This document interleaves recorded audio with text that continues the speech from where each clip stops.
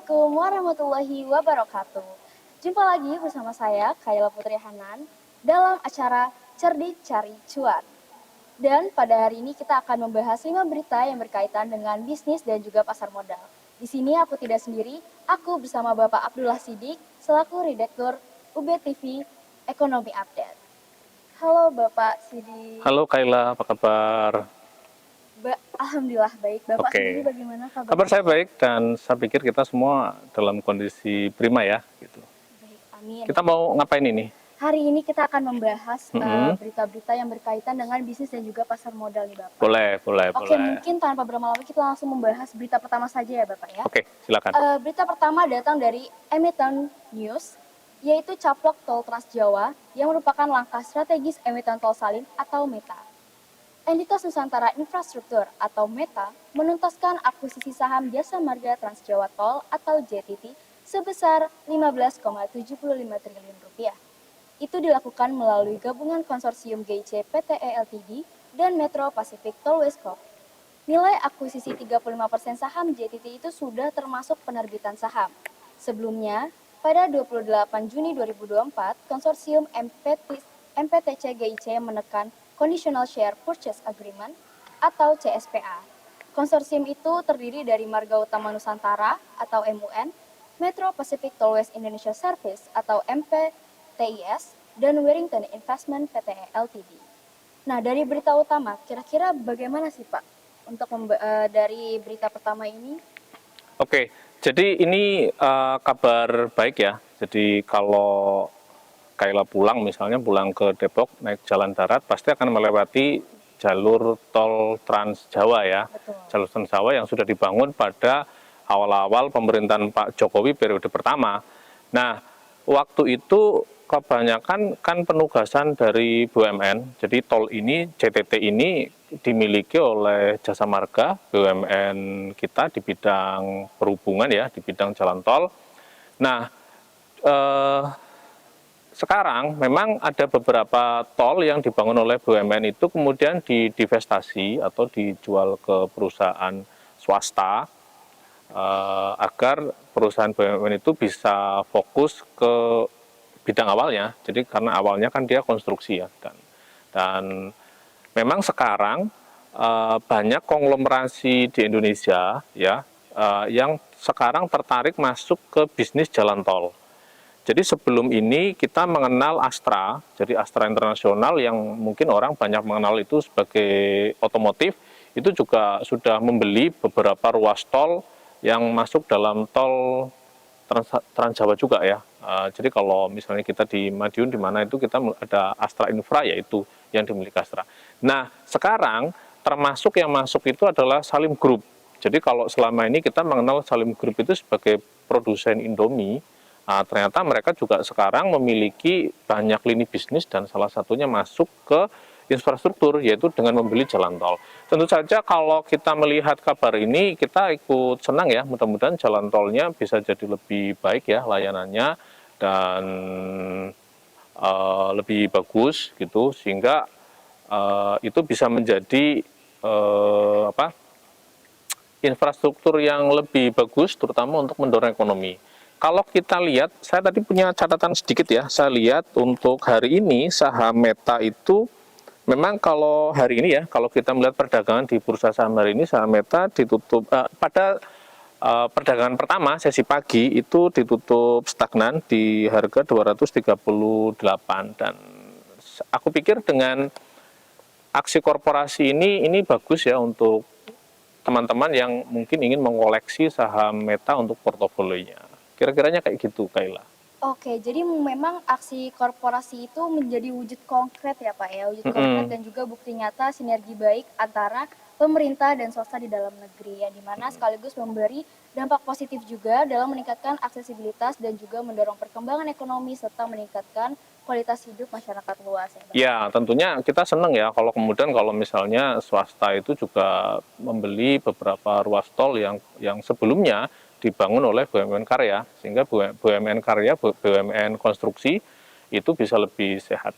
Mungkin kita lanjut ke berita 2. Oke, baik Bapak. Untuk berita kedua, ini datang dari kontan.com, yaitu Petrosi atau PTRO kucurkan 6 triliun rupiah untuk proyek baru dan ekspansi bisnis.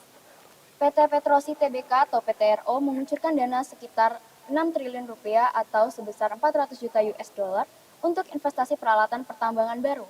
Langkah ini sebagai realisasi dari ekspansi bisnis dengan mengalokasikan belanja modal dalam jumlah tersebut.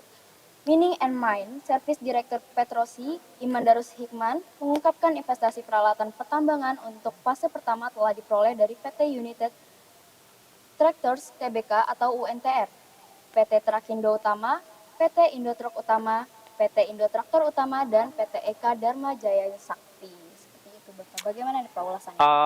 Ini bagi yang pegang sahamnya PTRO pasti senang ya. Jadi PTRO itu untuk tahun ini merupakan saham yang bintang ya. Dia awal tahun saya masih ingat harganya mungkin masih berkisar 2000-an dan sekarang itu sudah naik menjadi per hari ini ya. Per hari ini itu naik menjadi 14.000 ya. Perdagangan hari ini dia turun 375 poin. Tetapi dalam 6 bulan ini PTRO itu sudah naik 242. Jadi kalau misalnya Kaila punya uang 10 juta beli PTRO, sekarang hitung aja sudah naik 200% gitu ya. Jadi uangnya Kaila mungkin sudah di 200 juta gitu ya. Nah, PTRO ini memang sejak grup Barito Pasifik masuk, memang dia menjadi salah satu perusahaan tambang yang bagus ya. Bagus, jadi labanya juga tinggi dan dengan aksi barunya ini dia mengucurkan modal 6 triliun. Nah, tentu saja juga akan menjadi perputaran ekonomi yang menarik karena kayak tadi disebut bahwa dia membeli traktor dan sebagainya dari United Tractor. United Tractor itu merupakan perusahaan anak perusahaannya Astra, jadi yang sahamnya juga dijual. Nah, jadi ini aksi korporasi ini aku pikir sangat menarik ya bagi PTRO sehingga tentu bagi investornya dan senang dan kita juga berharap dia menjadi perusahaan tambang yang bagus karena dia memang perusahaan yang bergerak di bidang manajemen tambang gitu loh. Jadi pengeboran dan sebagainya dia menyediakan peralatan-peralatannya. Nah, kalau hari ini kalau kita lihat ya di bursa kita PTRO diperdagangkan di sesi 1 di harga 14.000, jadi dia turun 375 poin. Tetapi dalam 6 bulan terakhir dia sudah naik 242,91% ya. Jadi istilahnya dia sudah multi bagger berkali-kali gitu loh, sudah multi bagger berkali-kali. Nah, ini ya bagus banget gitu kabarnya. Jadi mungkin seperti PTRO merupakan emiten kontraktor pertambangan yang sudah terafiliasi gitu ya Pak? Iya, gitu. Oke, permisa, itu adalah 2 berita pembuka kita. Dan kita masih memiliki 3 berita yang tidak kalah menarik. Jadi sampai jumpa di segmen berikutnya.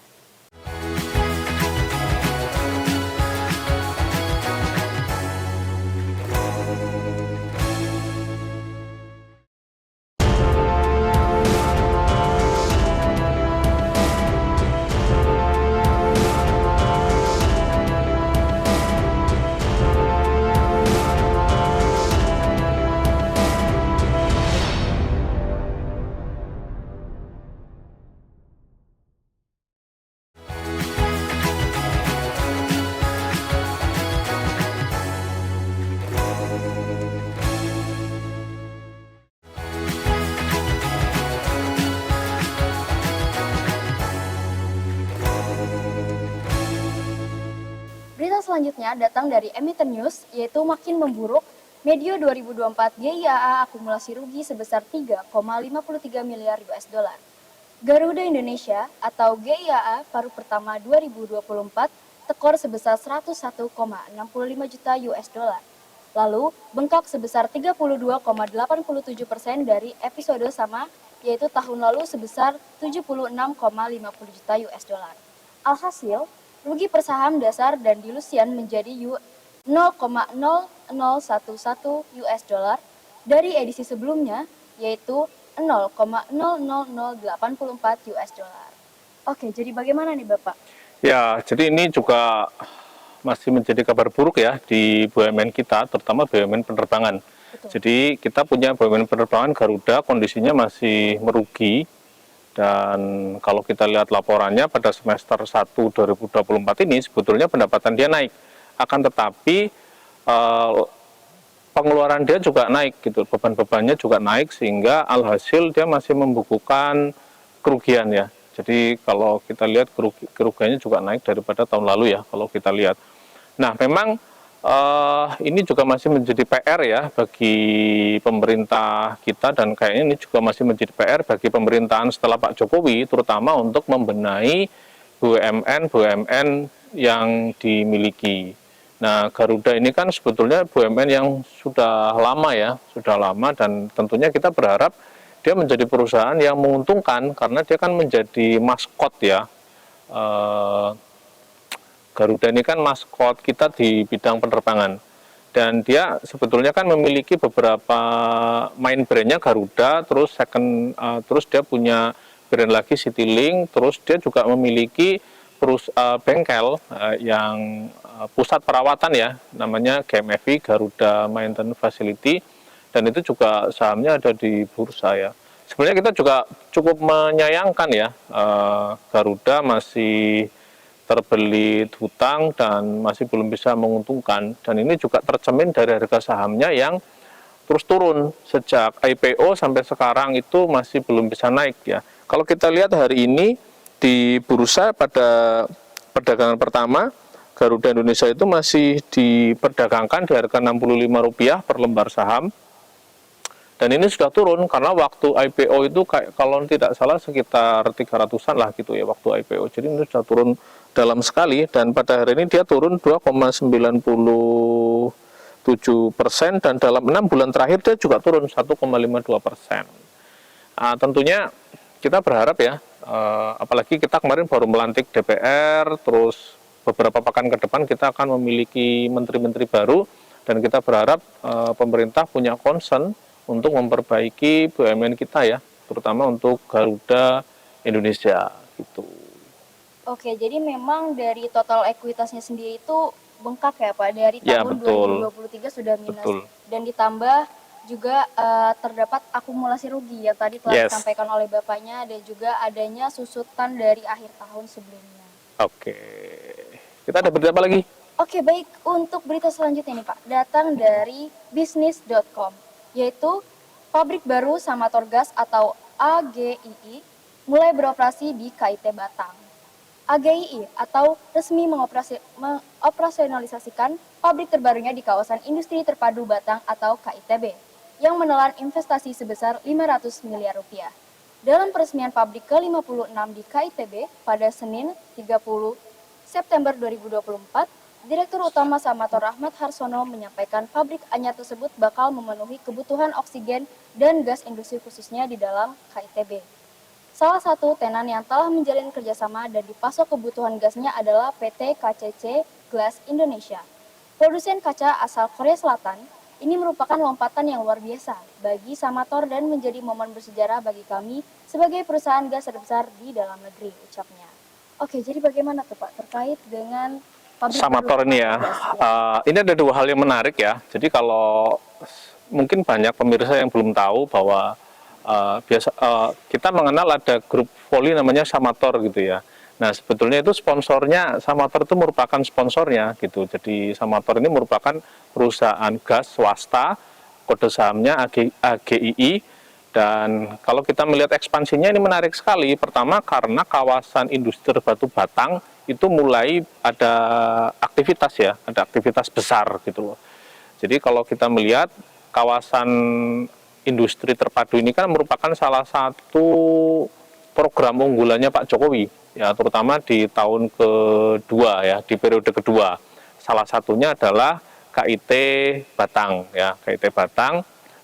Dan kalau kita melihat sudah ada investasi dalam negeri yang bekerja sama dengan mitra dari Korea Selatan, tentu kabar ini akan menggembirakan ya bagi kita, karena kita berharap industri gas swasta, karena dia memasok gas dan ke beberapa perusahaan besar, itu bisa, kalau itu merupakan perusahaan dalam negeri itu kan bagus sekali. Kita masih ingat waktu COVID, kita pontang-panting mencari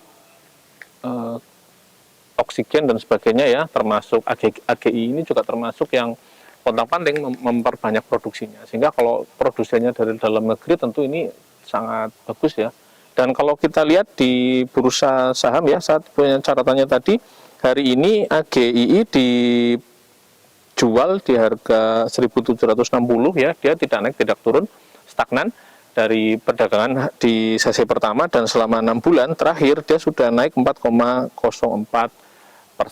gitu ya. Dan oh ya Kaila, aku ingin menyampaikan ke teman-teman pemirsa bahwa disclaimer on ya, jadi ulasan ini bukan bertujuan untuk mengajak atau membeli ataupun menjual saham yang kita bahas ya. Iya. Jadi kalau teman-teman ingin membeli dan menjual saham, silakan melakukan riset mandiri dan bisa menggali informasi lebih jauh gitu.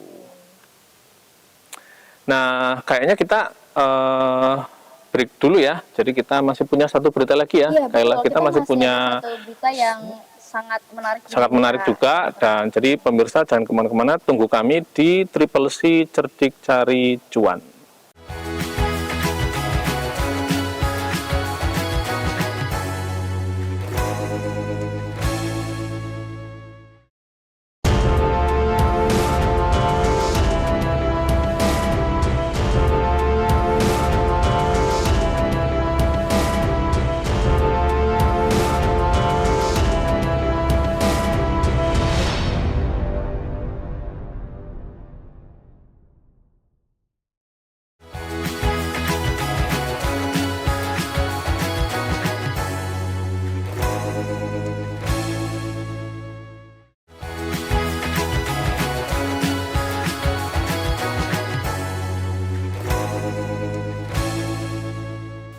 Baik, kita sudah masuk ke berita kelima, datang dari IDX Channel.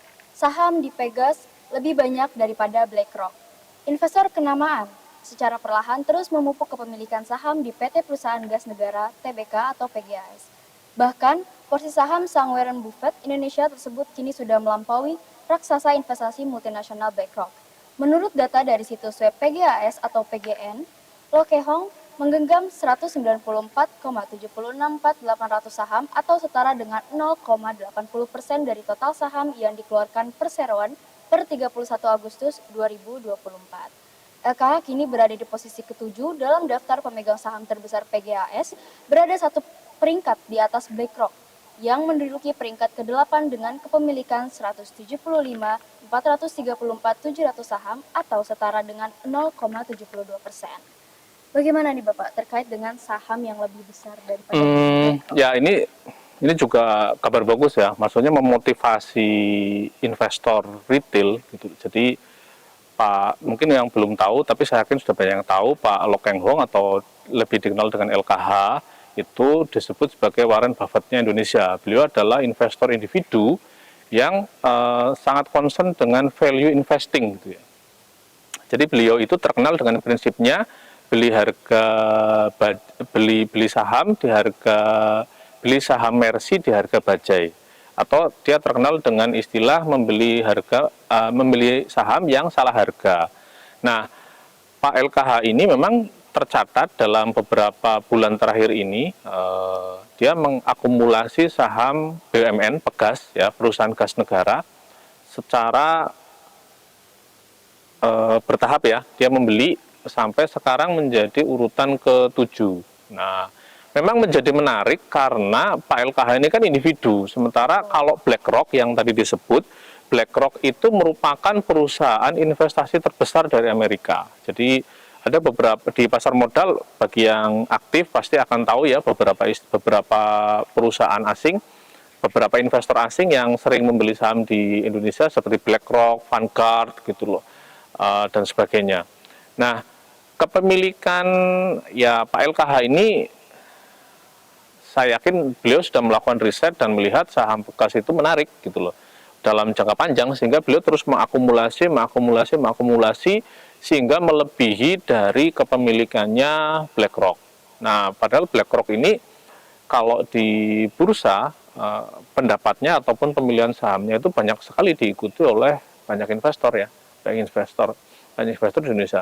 Tentu ini menarik ya. Jadi ini salah satu, kalau saya melihatnya sih ini motivasi ya, memotivasi bahwa bagi teman-teman yang ingin berinvestasi di pasar modal, walaupun kecil ya modalnya, walaupun individu, jangan takut untuk kemudian kalau yakin dengan saham itu melakukan akumulasi secara bertahap dan bisa melebihi dari investor institusi gitu ya. Jadi ya saham bekas ini memang menarik untuk 1 tahun terakhir ini ya. Kalau hari ini di catatan saya tadi mencatat di sesi 1 di perdagangan hari ini Pegas diperjualbelikan di 1.450 per lembar saham, tetapi dia tidak naik tidak turun, tetapi dalam 6 bulan terakhir harga Pegas itu sudah naik 8,21%. Jadi kalau dilihat kan sudah melebihi dari inflasi gitu ya. Nah, jadi saham Pegas ini ya salah satu saham yang menurut saya menarik ya untuk dikoleksi, saham BUMN yang menarik untuk dikoleksi karena ya bisnisnya jelas gitu, marketnya ada, dan kalau aksinya Pak Loh Keng Hong kalau misalnya mau diikuti ya tentu silakan saja ya, teman-teman investor juga bisa mau mengikuti silakan, mau enggak juga tidak apa-apa. Tetapi Pak LKH tentu saja dalam beberapa seminar ataupun ceramahnya atau kita banyak lihat di YouTube pendapat-pendapatnya, dia memang melihat bahwa Pegas itu merupakan salah satu saham yang under value gitu, ataupun nilainya sudah di bawah harga pasar, sehingga menarik untuk masuk diakumulasi untuk mendapatkan kenaikan gain, kenaikan harga saham maupun mendapatkan dividen. Karena Pegas ini juga merupakan salah satu emiten yang juga cukup rajin ya membagi dividen gitu Kayla. Jadi ya bagus banget gitu.